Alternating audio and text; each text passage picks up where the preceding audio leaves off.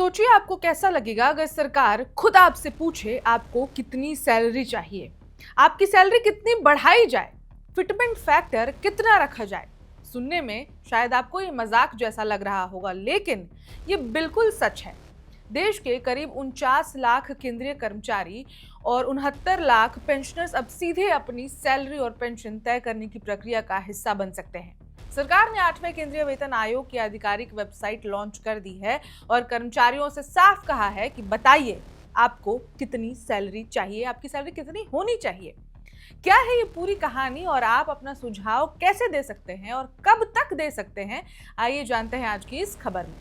नमस्कार, मेरा नाम है ऋचा पराशर और आप देख रहे हैं वन इंडिया हिंदी।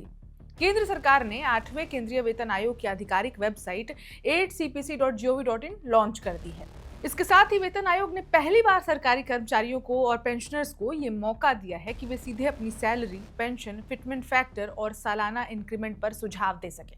सरकार ने साफ किया है कि सभी सुझाव MyGov पोर्टल के माध्यम से लिए जाएंगे। इसके लिए एक विशेष प्रश्नावली यानी कि क्वेश्चनायर भी तैयार किया गया, उसको जारी भी कर दिया गया है, जिसमें कुल 18 सवाल शामिल हैं। इनमें पूछा गया है कि सैलरी कैसे तय की जाए, न्यूनतम वेतन कितना हो, फिटमेंट फैक्टर क्या रखा जाए और सालाना इंक्रीमेंट कितना बढ़ाया जाए। ये सारे सवाल आप लोगों के मन के ही हैं।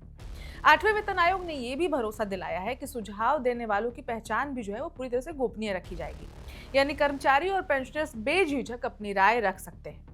सुझाव देने के लिए आसान स्टेप्स भी जान लीजिए, जो कि आप सब देना तो चाहते ही होंगे। इसके लिए स्टेप 1 जो है, MyGov की वेबसाइट पर जाएं, mygov.in। स्टेप 2 होगा वो आपका 8 सेंट्रल पे कमीशन क्वेश्चनायर लिंक पर क्लिक करें। स्टेप 3 में पूछे गए 18 सवालों के जवाब भरें। स्टेप 4 फॉर्म सबमिट करें और ध्यान रखें सुझाव सिर्फ MyGov पोर्टल से ही मान्य होंगे, क्योंकि आजकल आपको पता है बहुत सारे फ्रॉड चलते हैं, रेप्लिका वेबसाइट्स बना दी जाती हैं। तो आप जो सरकार का ऑथोराइज्ड वेबसाइट है, वेब पोर्टल है, उस पर ही जाएं, mygov.in। वेतन आयोग की वेबसाइट के मुताबिक 16 मार्च 2026 तक सुझाव भेजे जा सकते हैं। इसके बाद किसी भी तरह के सुझाव स्वीकार नहीं किए जाएंगे।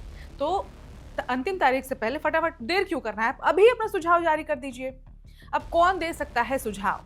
देख तो सभी रहे हैं, सोच रहे होंगे कि मैं अगर सरकारी कर्मचारी नहीं हूं तो मैं कैसे सुझाव दे सकता हूं, लेकिन आपके लिए भी प्रावधान है। 8वें वेतन आयोग ने बेहद व्यापक स्तर पर सुझाव मांगे हैं। इनमें शामिल हैं केंद्रीय सरकारी कर्मचारी, पेंशनर्स, मंत्रालय और विभाग, राज्य और केंद्र शासित प्रदेश, न्यायिक अधिकारी और कोर्ट स्टाफ, कर्मचारी यूनियन और संघ, शोधकर्ता, शिक्षाविद और आम नागरिक भी इसमें पार्टिसिपेट कर सकते हैं। FNPO की बड़ी मांग। इसी बीच Federation of National Postal Organisations यानी FNPO ने वेतन बढ़ोतरी को लेकर बड़ा प्रस्ताव दिया है। संगठन ने मांग की है कि फिटमेंट फैक्टर 3 से बढ़ाकर 3.25 किया जाए, सालाना इंक्रीमेंट 3% से बढ़ाकर 5% किया जाए। FNPO के मुताबिक अगर ये मांगे मानी जाती हैं तो लेवल 1 कर्मचारियों की बेसिक सैलरी 18,000 रुपए से बढ़कर 58,500 रुपए तक पहुंच सकती है। आप समझिए कितनी बढ़ोतरी है।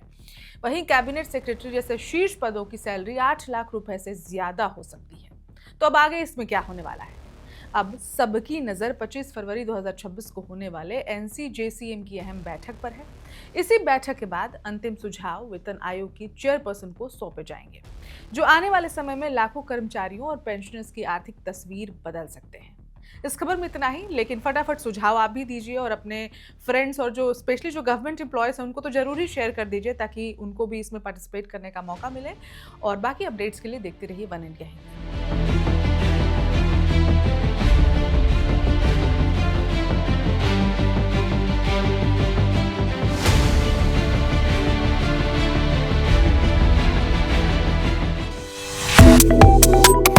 Subscribe to One India and never miss an update.